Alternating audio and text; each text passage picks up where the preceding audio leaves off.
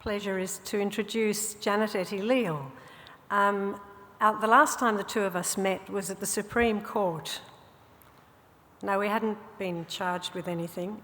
Both of our eldest children were getting admitted to the legal profession in a ceremony that was full of pomp and circumstance, and they were embarking on their careers in Hall and Wilcox, one of the many legal firms now with a weekly mindfulness meditation program.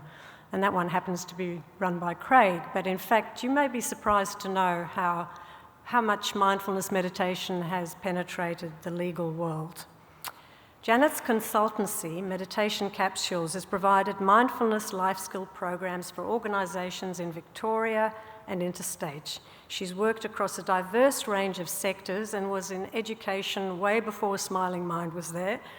And she's worked through education, health, the corporate sector, sports and community wellbeing. She's facilitated staff training and courses for over 80 government, private and special schools and educational organisations. So let us give you a warm welcome.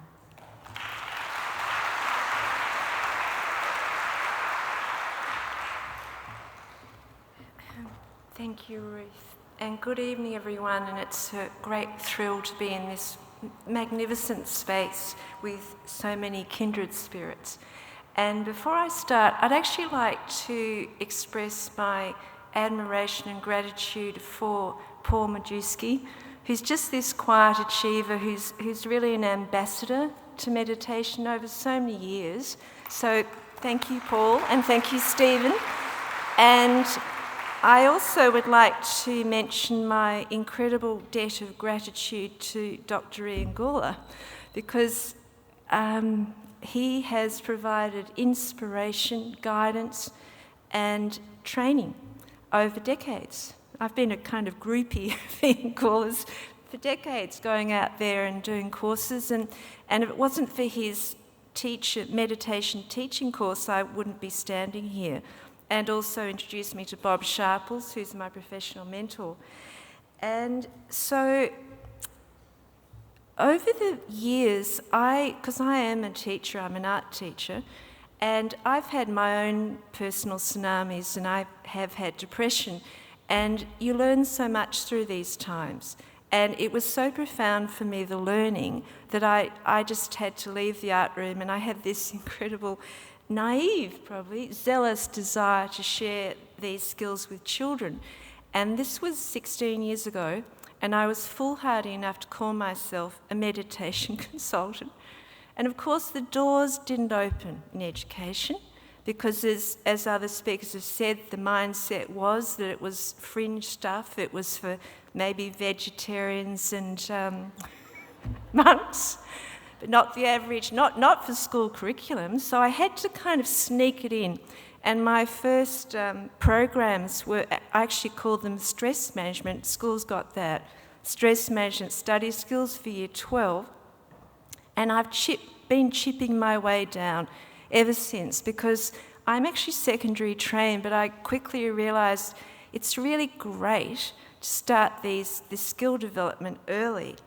And it's basically not one size fits all.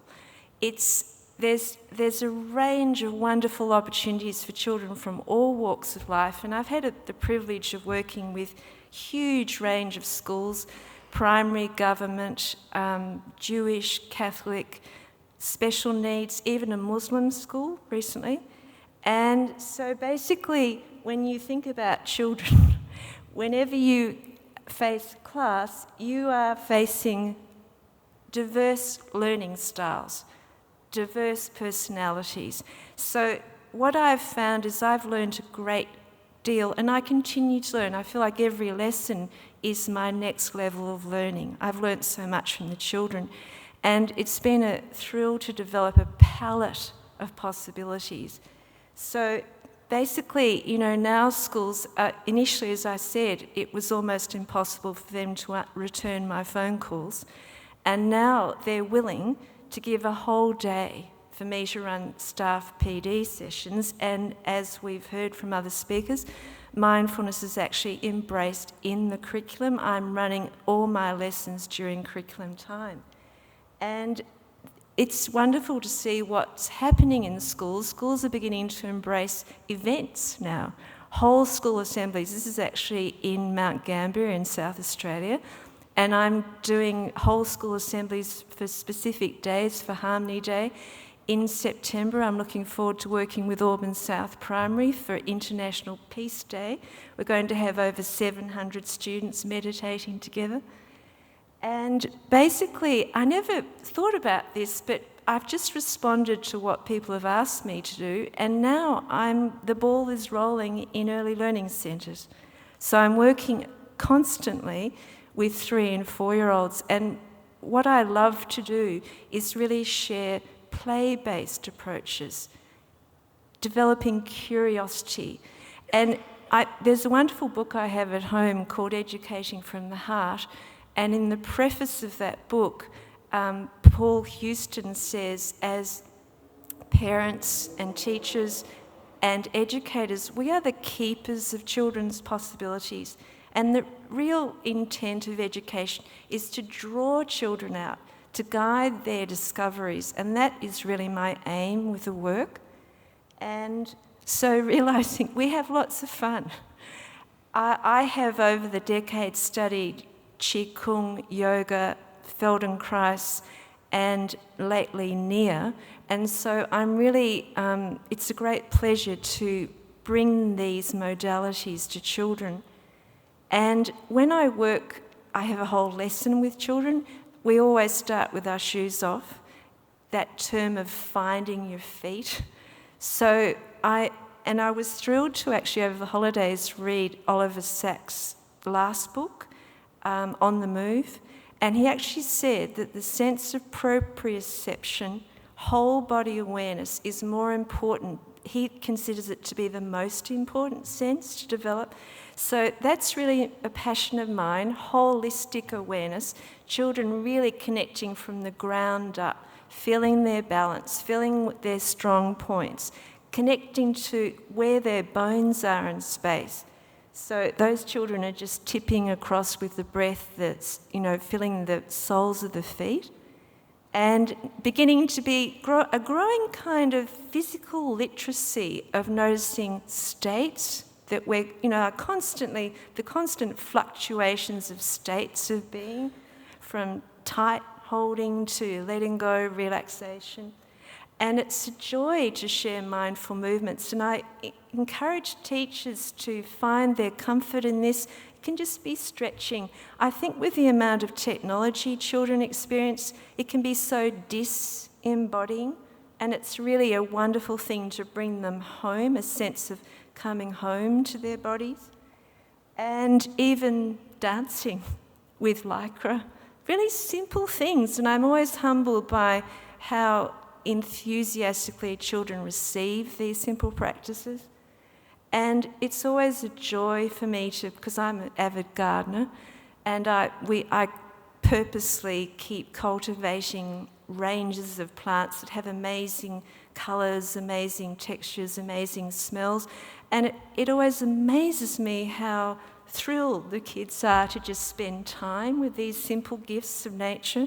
I think a lot of children now are suffering from nature deficit disorder. It's not just my thought. I'm reading about it in books and articles. And sort of there's a boy in a lavender trance, I don't really even say to the children, now we're going to meditate. It's just about guiding their discoveries moment by moment, leading them to explore, make their own discoveries. And I really enjoy, because I'm fascinated by neuroscience. I actually drive around in the car listening to CDs. I recently did the Norman Doig training, and I found a lady that crochets neurons. That's what you see.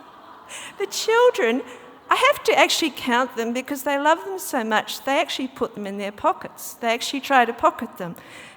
So we discussed the possibilities of neural pathways and how pathways can reform. I really want to bring the whole thing to life. I don't want it to be an abstract kind of inquiry. I'm really into hands-on and even exploring with fun what could be difficult concepts like stress and emotions. So this is literally what I did last week. I actually got some lycra and we made a trampoline for the children to have a jolly good laugh about the fact that we all have monkey minds, we've all got them, and that sometimes we lose our mind, and that's okay. It's just about noticing and knowing and realising that we can return. All these beautiful, simple ways to return our attention to the present and find many possibilities to calm down and settle through the body and the mind. And interesting, Norman Doig's recent book, The Brain's Way of Healing, absolutely speaks to that the way to calm the brain is through the body. So I spend a lot of time and I trained with Rick Hansen recently. He talks about waking down, reconnecting to the body. And so I'm encouraging teachers. I mean, I'm passionate about meditation. It is absolutely my personal practice. And it's wonderful that they, slot times in. But I want them to think more than that. I want them to start sharing mindful punctuation, thinking of how to bookend the day, even getting teachers to think about how they say the role. Smiling at children, sort of making them feel cared for, making them feel seen, and just taking moments to pause. The power of pausing can completely change the day for a child. And so this is just mindful preparation, working with a Japanese teacher before they do Japanese calligraphy. And I've had the privilege over a number of years of working with special needs children, and that is a constant inquiry for me.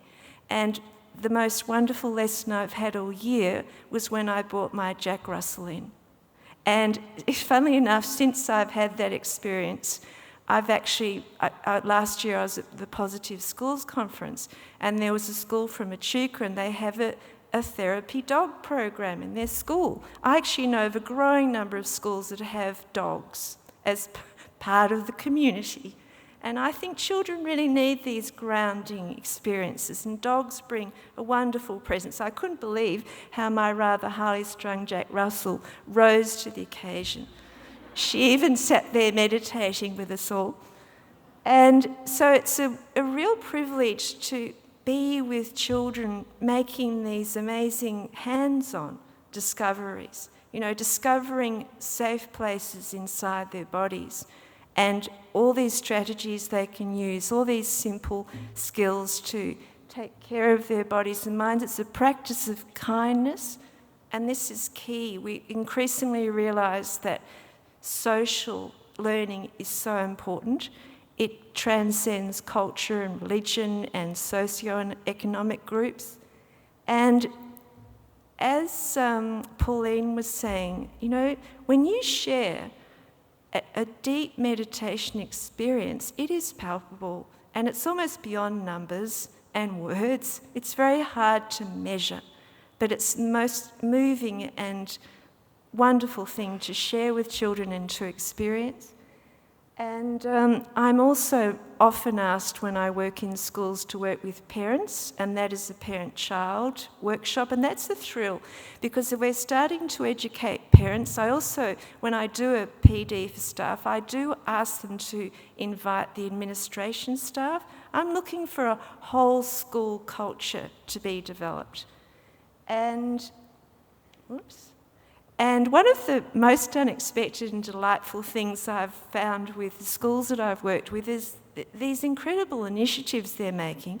And this is Fountain Gate Primary in Victoria, and I did a cluster training in Narre Warren, and these 3 teachers with no support, no funding, just got so excited about meditation that they cleaned out an old portable that was full of junk with the help of kids, got a skip, and now it's the empowerment room. And they meditate. It's become a spiritual hub.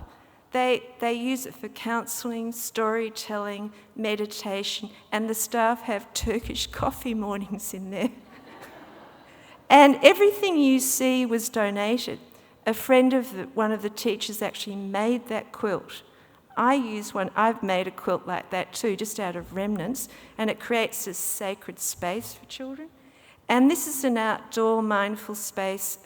I've been incredibly lucky over the years to meet some visionary educators, including Bill Liston of Yarraman Oaks Primary in Noble Park. I've been working at that school for 10 years, and Geelong Grammar. And I've had the honour of developing their mindful meditation program, and I've now been there for 8 years. This is an outdoor mindful space, and we're looking forward to creating a walking meditation path around the vegetable garden. And this is MacLeod College, and they have created a labyrinth and a meditation garden that is a growing project, all without funding, all with just goodwill and the input of volunteers. And I've had the honour to work at Bentley Secondary. Is anyone here from Bentley Secondary? Oh, well. I started there about 5 years ago, and it's been an astonishing experience to see this school transform. They have actually won the International Green Award in London. They are one of the greenest schools in the world. This is their meditation centre. And it's sitting next to a wetland that is an outdoor science classroom. They have an urban forest. They're looking to become carbon neutral. And they have such an extraordinary meditation program. Every child in the college meditates, and they've reached the point that the Year 9 students are so confident and so competent that they are going out and teaching in the local primary schools, and they are also going and running sessions in the local men's sheds. So this is the contagion. This gets me so excited. I mean, they don't need me anymore, unfortunately. I don't. I'm not necessary at that school. And I thought I'd mention, I don't know if you're aware of the wonderful work of Cool Australia, because I'm passionate about the environment. And I've written a nature-based mindfulness of primary and secondary free downloads. And essentially, I think as adults, the greatest thing we wish for our children is that they feel that they are in good hands, their hands, and as they develop these skills, they can make wise, kind choices for themselves, others, and the world. Thank you.